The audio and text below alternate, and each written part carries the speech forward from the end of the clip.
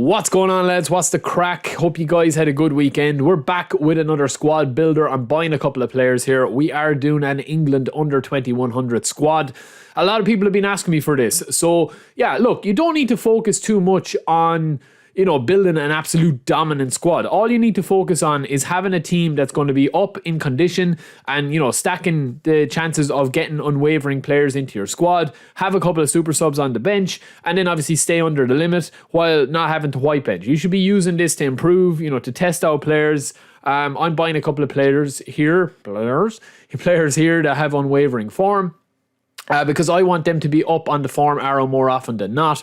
I'm buying super subs. I'm buying impact players in off the bench that can score goals. I'm buying players that are going to be consistent, that can play in multiple positions. So yeah, we're going to take a look at the full squad in a minute. Then I'm going to go over to eFootball DB and show you a couple of things as we get a shiny Tony there as well. We've got Maitland-Niles, one of the most underrated players in the game. Absolute beast, can play so many positions. Look at the H formation there. You can play literally everything with his position guide.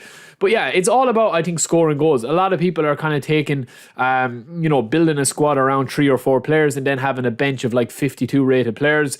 And I just think that really offers nothing, because usually what I do is I'll get a goal or two and then I'll probably just give my opponent a goal or two to help him get the reward. So, it's all about just having a little less kind of a sweaty experience. And that's why I've tested out a lot of players and tested out a lot of things in the game. So what we're going to be focusing on here is there is a couple of like bits and bobs to get into, which we'll see with the full squad now. But with the under 2100 cup, all you need to do, if you are a newcomer, all you need to do is score goals. As you see here, you get 3 matches and you have to score 1 goal in the first challenge, 2 in the second challenge, and 3 in the third challenge. So you get 3 matches per challenge. And all you need to do is score a maximum of 3 goals in the third challenge. You can score it in 1 game. You can score it across 3 games, in 2 games. It doesn't make a difference. Once you hit that 3 goal target in the third challenge, you will get your 50 coins. So we've already completed it with a Japanese squad, as you saw there. We got 4 goals in 1 game. But yeah, this is the squad that we're going to be using, right? So there's a couple of talking points here that I will get into. We've got Henderson in goals. We've got Tuanzebe at the back, or Tuanzebe at the back. We've got Maitland-Niles. We've got Cook. We've got Wan-Bissaka. We've got Scholesy, who's the free player. We'll get to him in a bit. But this is a pretty beastly squad. Now, we do have Marcus Rashford up front as an 81 overall from the Manchester United pack. You can use his regular version. I just have him boosted up too much. He's at like maxed out 87 because he's got 99 kicking power and 99 speed. But you can just get the normal version of Rashford. I think he's about 50,000 or 40,000. I'm not 100% sure.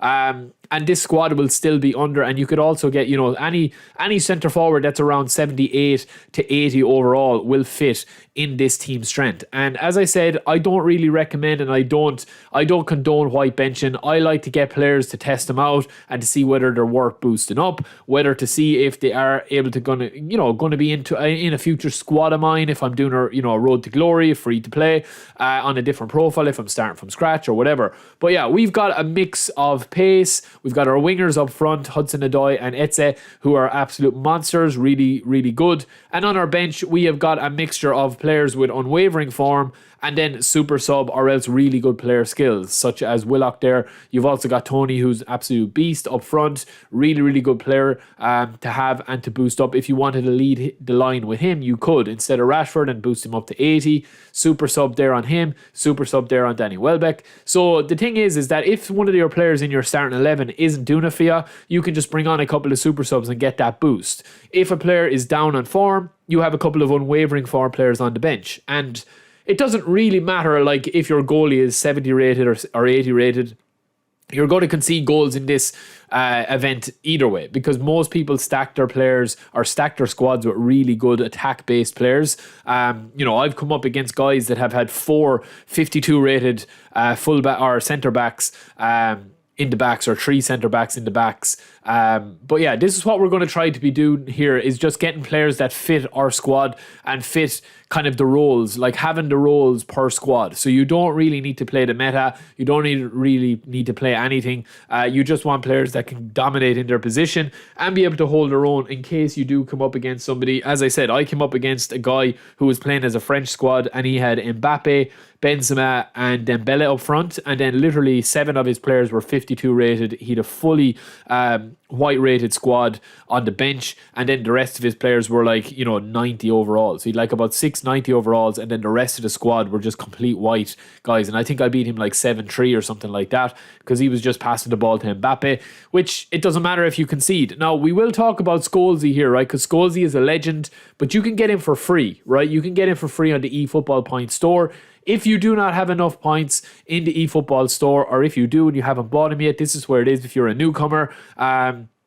You can go in here and there's players that you can get on the exchange. We've got him in here. I've boosted Scholesy up as well. But if you don't have Scholesy or you don't have the points to get him, you can just slot in any centre midfielder here. I do recommend having a really good ball playing centre midfielder that's around like 85 overall, especially for an England squad, because what you're going to want to do is get the ball, into your midfield and spread it out as best as you possibly can. Now, we could put Mason Mount in there, we can put Foden in there, anybody basically that's between, 85 and 80. And again, you can change your squad if you want to. You could put a player up front like Harry Kane if you wanted a 90 rated striker. Take out Paul Scholes and put like a 78 to 80 rated centre midfielder in there as well.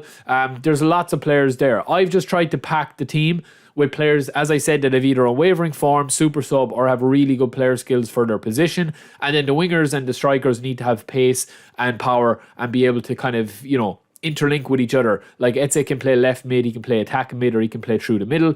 Hudson-Odoi can play on both wings or through the middle. Rashford can play on both wings or through the middle. So you're just giving yourself a lot of options. You're testing out a lot of players. But I think this is a really good squad. Genuinely, I think this is a really good squad. There's a lot of variety. You can switch it around. You can mix and match. We have Rashford on from the Manchester United pack, but you can use the default one. I said that earlier, I know, but you can use the default one just in case you see Rashford here. You're going to even have more to play around with if you want to. And you can get a couple of really good players in this English squad, because there are some really good players like Wan-Bissaka, Maitland-Niles, that have really good stats but don't have a big overall rating, so it kind of keeps the overall rating down.